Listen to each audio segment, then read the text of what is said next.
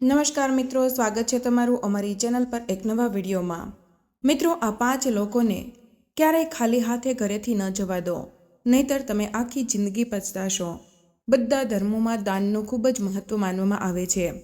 આ ફક્ત એક રિવાજ કે પરંપરા નથી, પરંતુ ધાર્મિક ગ્રંથો અનુસાર એવું માનવામાં આવે છે કે જ્યારે કોઈ વ્યક્તિ દાન કરે છે ત્યારે તેના પ્રભાવથી તેની ઇન્દ્રિયો આસક્તિથી મુક્ત બને છે। શાસ્ત્રો અનુસાર એવું કહેવામાં આવે છે કે જીવનમાં સુખ, સમૃદ્ધિ અને બધી જ ઈચ્છાઓની પૂર્ણતા માટે દાન કરવાની સલાહ આપવામાં આવે છે। દાનને એક મહાન પુણ્ય માનવામાં આવે છે। એવું માનવામાં આવે છે કે દાન કરવાથી માણસના ઘણા પાપો ભૂસાઈ જાય છે અને મૃત્યુ પછી સ્વર્ગ પ્રાપ્ત થાય છે। ધાર્મિક સ્થળોએ દાનનું મહત્વ ઘણા સમયથી રહ્યું છે, પરંતુ ઘરના દરવાજા પર આવતા સાધુને ખાલી હાથે પાછા ફરવું નુકસાનકારક હોઈ શકે છે। શાસ્ત્રો અનુસાર જો 5 લોકોને ખાલી હાથે પાછા મોકલવામાં આવે તો નસીબ દુર્ભાગ્યમાં ફેરવાઈ જાય છે, ઘરમાં આવતી ખુશી પ્રભાવિત થાય છે। ચાલો જાણીએ કે તે 5 લોકો કોણ છે।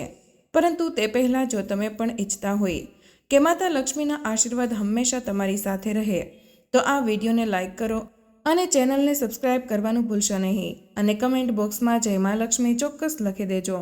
ચાલો મિત્રો, જાણીએ કે તે 5 લોકો કોણ છે। નંબર 1, જો કોઈ નપુંસક તમારા ઘર, ઓફિસ કે દરવાજા પર ભીખ માંગવા આવે છે તો તેને ખાલી હાથે મોકલવાની ભૂલ ન કરો। એવું માનવામાં આવે છે કે નપુંસકોને દાન કરવાથી કુંડળીમાં બુદ્ધનો દોષ દૂર થાય છે। જ્યોતિષ શાસ્ત્ર અનુસાર નપુંસકોને બુદ્ધનું પ્રતીક માનવામાં આવે છે। એટલું જ નહીં, તેમની સાથે કરવામાં આવતા વર્તનનો પણ આપણા જીવન પર ઊંડો પ્રભાવ પડે છે। તેથી ભૂલથી પણ નપુંસકોનું અપમાન ન કરવું જોઈએ। જો તમે તેમને દાન ન કરવા માંગતા હોય તો ન કરો, પરંતુ તેમનો દુર્વ્યવહાર પણ ન કરો। જો કે એક ધાર્મિક માન્યતા એવી પણ છે કે જો નપુંસકોને લીલા કપડાં કે કોઈ પણ લીલા રંગની વસ્તુ દાન કરવામાં આવે તો તે ખૂબ જ શુભ છે। આમ કરવાથી જીવનમાં સુખ અને સમૃદ્ધિ આવે છે, પરંતુ તેમનું અપમાન કરવાથી બુદ્ધ ગ્રહ બગડે છે અને વ્યક્તિને અનેક પ્રકારની માનસિક અને શારીરિક સમસ્યાનો સામનો કરવો પડી શકે છે। બુદ્ધને ભાગ્યનો કારક માનવામાં આવે છે, તેથી તેમને દાન આપવું જોઈએ। જો શક્ય હોય તો તેમને લીલા રંગનું કોઈ પણ વસ્તુ દાન કરો। નંબર 2, જો કોઈ અપંગ કે લાચાર વ્યક્તિ તમારા દરવાજે મદદ માટે આવે છે તો તમારે તેમને મદદ કરવી જોઈએ। જ્યોતિષ શાસ્ત્ર અનુસાર આવા લોકોને શનિ અને રાહુના પ્રતીક માનવામાં આવે છે। તેમને દાન કરવાથી કુગ્રહોના પ્રકોપથી બચી શકાય છે। જ્યોતિષ શાસ્ત્રમાં જણાવાયું છે કે જો કુંડલીમાં શનિ દોષ હોય તો જીવનમાં હંમેશા દુઃખ અને મુશ્કેલીઓ રહે છે, પરંતુ ક્યારેક એવું પણ બને છે કે આપણે જીવનમાં બધું બરાબર કરી રહ્યા છીએ, પરંતુ આમ હોવા છતાં જીવનમાં દુઃખ અને મુશ્કેલીઓ ઓછી થતી નથી।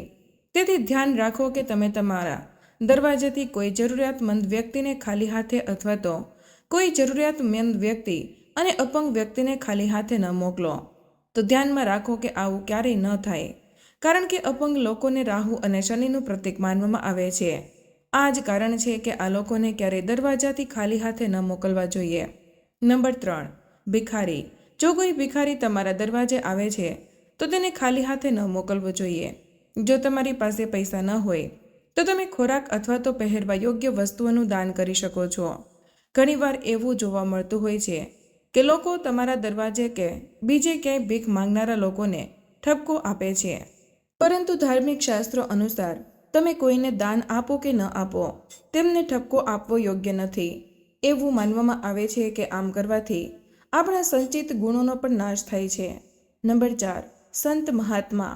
જ્યોતિષ શાસ્ત્ર અનુસાર જો કોઈ સંત તમારા દરવાજે આવે છે તો હંમેશા તેમની સાથે નમ્રતાથી વર્તો।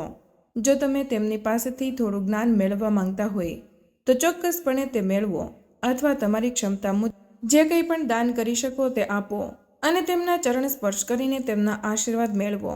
તેમને તમારા દરવાજાથી ખાલી હાથે પાછા ન મોકલવા જોઈએ।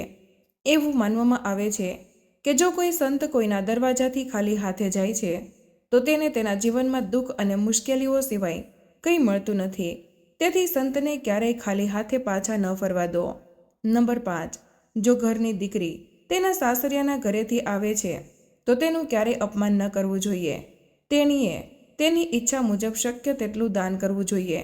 કેટલાક ઘરોમાં એવું બને છે કે જ્યારે દીકરી આવે છે ત્યારે ઘરના લોકો લડે છે, ઝઘડો કરે છે અને તેના પર દુર્વ્યવહાર કરે છે. આમ કરવાથી તમારા ઘરમાં ગરીબી રહે છે. જ્યારે તમારી દીકરીનું અપમાન થયા પછી ઘર છોડીને જાય છે ત્યારે ઘરની દેવી લક્ષ્મી પણ તમારા પર ગુસ્સે થઈને ચાલ્યા જાય છે. તેથી ઘરની દીકરીનું ક્યારેય અપમાન ન કરો. આમ કરવાથી ઘરની સુખ સમૃદ્ધિ પણ કાયમ માટે જતી રહે છે. તો મિત્રો, આ 5 લોકોને તમારા ઘરેથી ક્યારેય પણ ખાલી હાથે ન મોકલવા જોઈએ. તે બાબતનું ખાસ ધ્યાન રાખવું જોઈએ, નહીંતર તમારે મોટી સમસ્યાઓનો સામનો કરવો પડી શકે છે. તેમજ તમારે દુઃખ પણ વેઠવું પડી શકે છે. તેમજ તમારા જીવનમાં ગરીબી પણ આવી શકે છે. તેથી અહીં આપવામાં આવેલી માહિતીનું ખાસ ધ્યાન રાખવું જોઈએ, જેથી તમે તમારા જીવનમાં સફળતા મેળવી શકો અને સુખ અને સમૃદ્ધિ પણ તમારા જીવનમાં આવી શકે. તો મિત્રો, આજનો વિડીયો અહીં પૂર્ણ કરીએ છીએ. આજની આ માહિતી તમને કેવી લાગી અને આ વિડીયો કયા શહેરમાંથી સાંભળી રહ્યા છો તે કમેન્ટમાં જરૂર જણાવજો. વિડીયો પસંદ આવ્યો હોય તો વિડીયોને લાઇક અને તમારા મિત્રો સાથે શેર કરજો. ચેનલ પર નવા હોય તો ચેનલને સબસ્ક્રાઇબ કરવાનું ભૂલશો નહીં. મળીએ એક નવા વિડીયોમાં. ત્યાં સુધી તમામ મિત્રોને જય શ્રી કૃષ્ણ. ધન્યવાદ.